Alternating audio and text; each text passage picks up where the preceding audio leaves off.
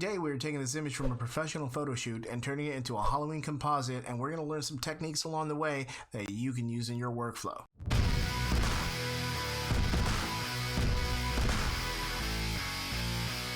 Hey everybody, welcome back. This is Ed from Dodging Karma Design, where designs become graphic. And if you're new to my channel and you're interested in Photoshop, Illustrator, anything really design oriented or photography oriented to make amazing results, you might want to hit subscribe and hit that bell in order to keep getting updated exactly when I upload, and join the community. When you start on this road to becoming a graphic designer, you always have this in your mind that you want to make some amazing art and you want to make some fun composites and you want to do these wonderful, crazy things. But in reality, you wind up doing logos and flyers and point of sale things like business cards and the like. I personally have been incredibly lucky and super grateful to have been accepted into the cosplay community. So, a few years ago, there was a cosplay contest at one of the local comic book shops. I walked in and spoke to the owner, and the owner was super cool and allowed me to set up my desktop and a whole bunch of other bulky gear to try and take pictures of the cosplayers and edit them into a final composite. Previous to the event, I actually met my first cosplayer, and that was Patricia, also known as Electrish. She's the real deal, total geek. She nerds out on all the comic book stuff. She is very genuine, very sweet, goes out of her way to help anybody. She's literally the first cosplayer I ever met, and she will always be one of my favorites. So I knew going into this with absolutely no experience, I needed to hit the ground running. So what I did is I did an edit for this cosplayer, and I presented it to her at the event at the comic book shop. Here's the video. Alright, ready? Alright, so this is Dodging Karma Design with a gift to Electrish. Ready? Alright, here we go. Hello, my design.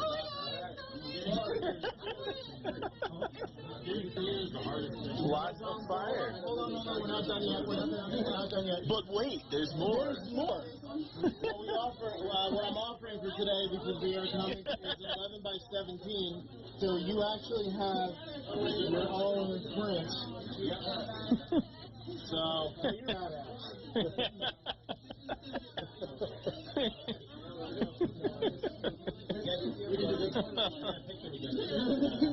Ain't she sweet? So now I've done a couple smaller conventions and I've done a lot of commissions over the internet, and I've still done a lot of edits for her in the past. Last year, she actually asked me to do an edit for Halloween for her, and I couldn't. I tried so hard to, but I had a lot of things going on in my life and everything was crazy. Electrish is a sweetheart, and she was totally cool with it and never even mentioned it again. But in the back of my head, I've always been like, I really got to do something for Halloween. Well, it's Halloween this year, and I'm going to have Thanksgiving with a clear conscience. And you actually have Thanksgiving with a clear conscience? Let's pop in the Photoshop. Alright, so this photo is given to me by Piro Photos, or Piro Photography. And what I get from Piro Photos are raw files. Raw files they're just amazing. They have everything you would ever want in a file. All that high dynamic range, all that information sitting in every little pixel, just waiting to be manipulated. Just damn. Nothing is better than editing in RAW. When you open up a RAW file in Photoshop, what first opens up is the Camera Raw filter. And this is where you would do all your base element adjustments before you actually open it up into Photoshop. As you see here, we have the lovely Electrish, a lot of smoke effect. That's fantastic. And all of this looks practical, like this was there in the actual studio when they were filming, which is fantastic. So I'm not sure if I want to go with cooler tones or warmer tones. Now, if I wanted to make this super eerie and spooky, we would go blue tones and then try and maybe add some grunge and make it look dark and menacing. Or we could already play on the fact that she's a redhead and we already have a beautiful orange light coming in, a nice little warm glow from that side. So we're just going to play with it just about much. And the tint, normally I would go more in the magenta range to kind of bring out her midtones and maybe pop the shadows a little bit. But over here, you'll see that this green tissue coming out of the pumpkin is my cue to make it look like fire. Now I'm going to take this and move this over here and see what the greens look like. And the greens are getting too much into our highlights. We're losing all that beautiful warm. So I am going to keep this at 0. And I like to play with this sometimes, just hit auto to see what Photoshop wants to do. I do not want all that exposure. Maybe a little less exposure, a little bit more in the highlight. Don't want to be too heavy-handed in here because it gets baked in.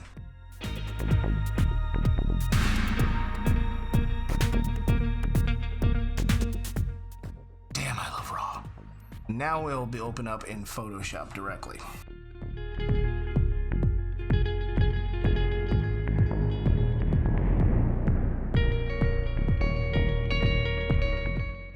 Just to be safe, I'm going to just see what it looks like if it's flipped. No. So what I didn't want to do is remove any focal point from her. So what I did was I put her a little bit over to the right, simple rule of thirds. Now I'm going to see if I can squeeze her down just a hair. Good. So, and now we're going to do some Photoshop magic in order to make this scene look a little bit more dynamic. So what I'm going to do is I'm going to get rid of her feet. I'm going to take the lasso tool by hitting L or going up here and clicking on it. We're going to go to edit, go down to content aware fill, take this and you'll see this green area. That's the area that's going to be filling in this area because it's taking data from this area to put in this area. So what you want to do is go up here to the sampling brush tool, and when it has a big minus symbol on it, get rid of everything you don't want.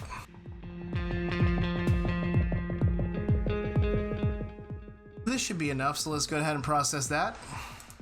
And poof, her foot's gone. Control D to deselect. Take a look at it. Not bad.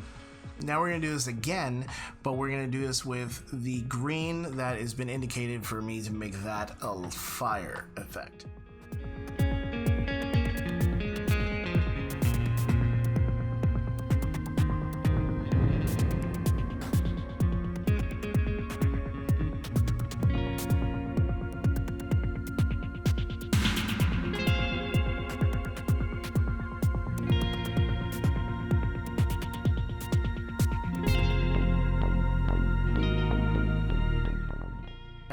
And as we go up her leg, I noticed that she has a bit of a scar. J tool, which is the spot healing tool, under content aware, and I'm going to just make a soft brush by hitting shift left bracket, and as you can see the diameter of the brush is going to be just over the actual scar, so I'm going to just pull this down. Sometimes it takes a couple of swipes because she has freckles. Nice. I'm going to do another quick selection tool, and I'm going to select Electrish and any pumpkins that might come with her.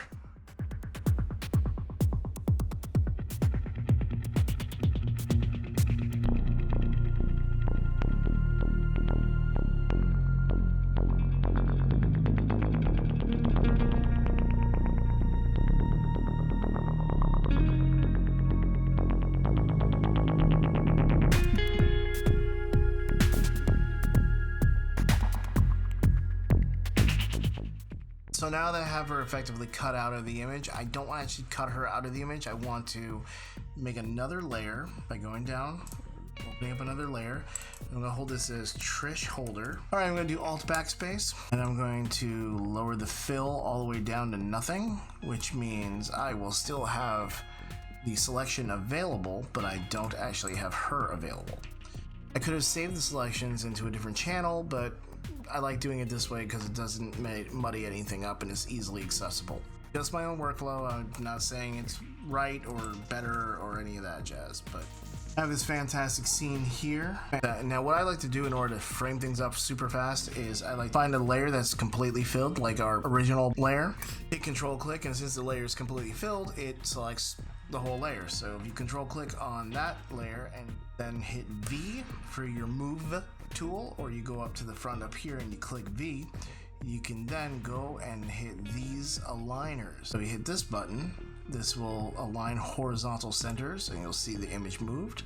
And if you go to the over here, you'll see it has the horizontal and it will align vertically. And all you gotta do is hit Control D to deselect, hit Control T to transform, change it, hover over the H or the W as long as the link is on, and then scale it down. We're going to move up here to these blend modes where it says normal, and we're going to go down to the blend mode that says overlay. Click on that. So now that we've done overlay, I want to just go to the fill for that layer, and I'm just going to pull it down to like 85. I'm going to go down to this little icon right here. This is your masking icon to add a layer mask. And what I want you to do is click on that while holding Alt. Because if you normally add a mask, it's to take things away. So you'll wind up with a white mask and you'll paint on it with black and things will go away.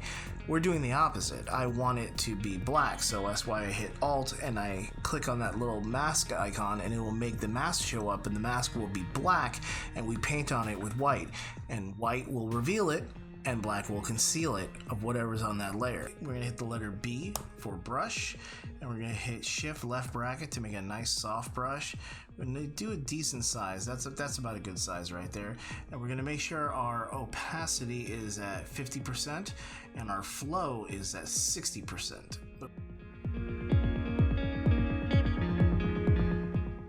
I accidentally have trees growing out of her head. Not good, yo. So what we do is we're going to click on the control click on the Trish holder layer, and we're going to go back up to the mask layer, and I'm going to hit control backspace to make it all black, or background color. And you'll see now she has no micro translucent trees growing through her hair.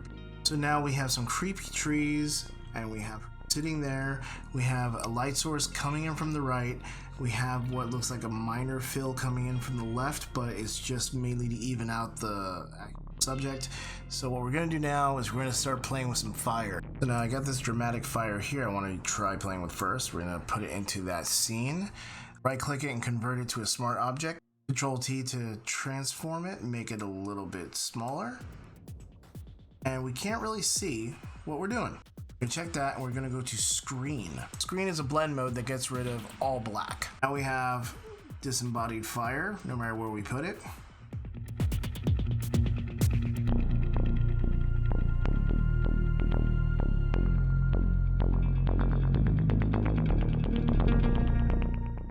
And so far, this is coming along pretty well. So then at this point, I would normally go down here, go here to create an adjustment, and I would go to hue and saturation. In this hue and saturation, I want it to affect only this bottom layer here, which is the fire layer.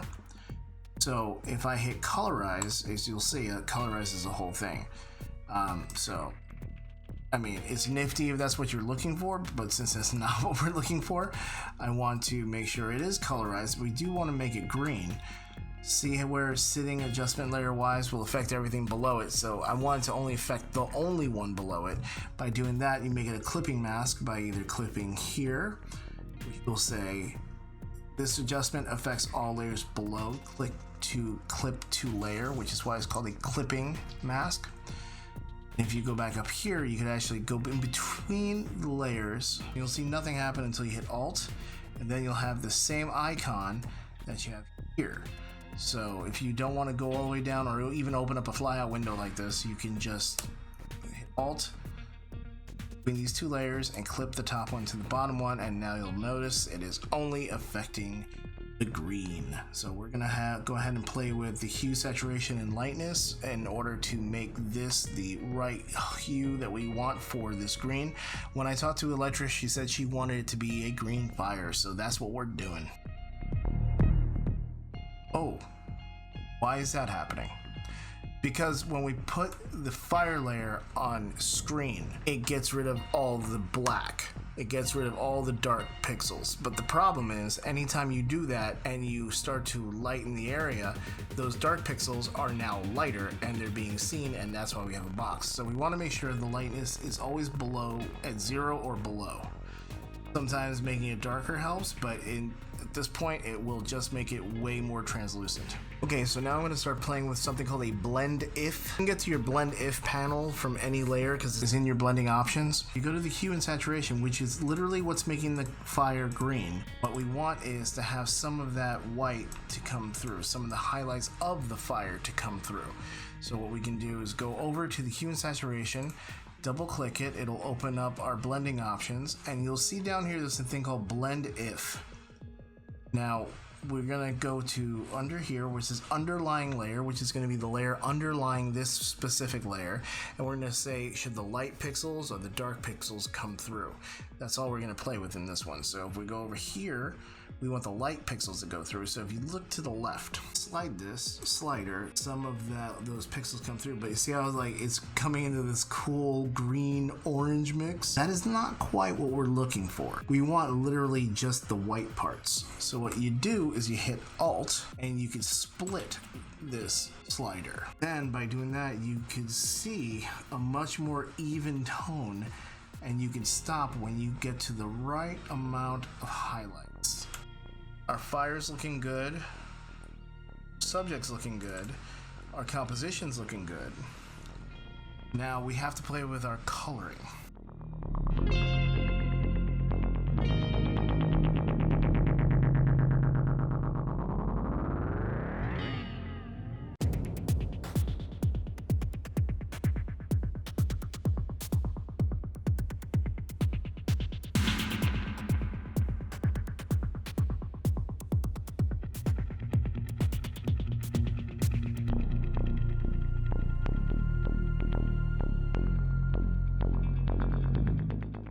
We're gonna go to Trish Holder, go to the Trish Holder outline that we have here, hit Alt and drag it above everybody, click on it to turn it on, and we're gonna pull the fill all the way down.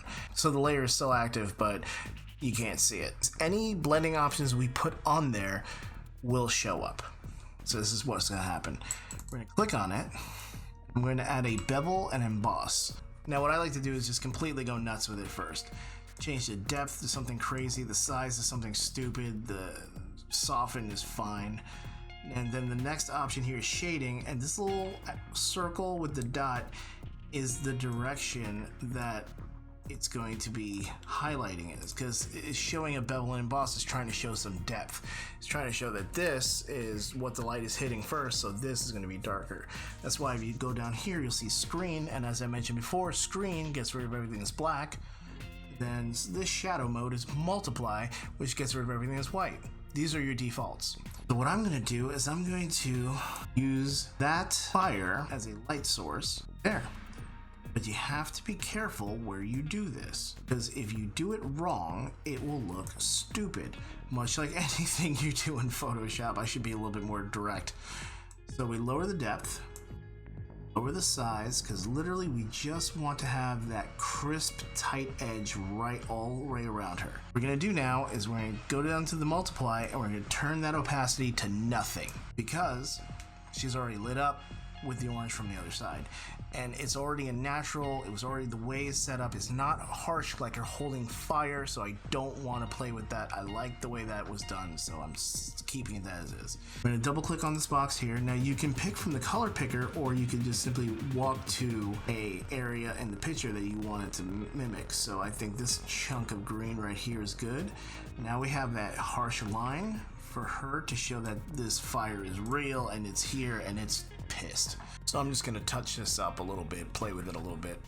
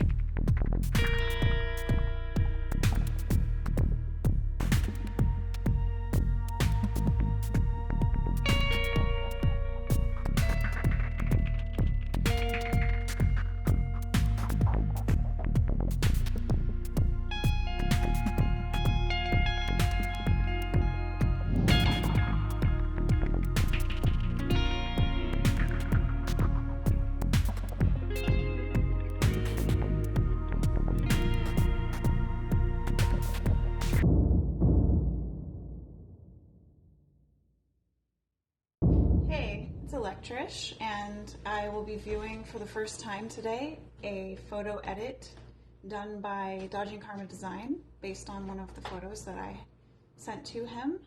It's going to be Halloween themed, so I am going to be viewing it for the first time, and here we go. Alright, I'm looking at the email. It's called Happy Halloween. Wow. It's sick. I love it. Okay, so the character is Poison Ivy, and she is in an episode of the Batman animated series where she's in a pumpkin patch and she's trying to get Batman. So she almost got him by rigging some pumpkins with poison gas. So here is the photo. It's really good.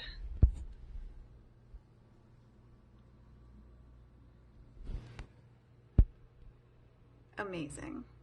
I love it. I really love it. So there you have it. That's my little gift to Electrish, and I want to say thank you for all the memories and all the future cosplay edits I hope to be doing for you then. If you're interested in following Electrish, all of her information is going to be put in the description. She is just banging on all of her social media, so feel free to friend and follow or subscribe or whatever you got to do. And as always, I'm going to have my information in the description below, my Etsy, my TeePublic, my Facebook. If you haven't signed up yet, I hope you do so because I'm having a lot of fun doing this, and I hope you're having fun too. And that's about it for us. Thank you so much for hanging out with me again, and I do appreciate each and every single one of you. Feel free to hit that bell if you get notified every time we do have a video coming up, and subscribe if you haven't done so, and definitely like and share with your like-minded friends, and always, be good or good at it. When you are a designer, you have... When you... sit up. Oh, what the hell is up with this? I have done dozens and dozens of cosplay edits for dozens and dozens of Dragons.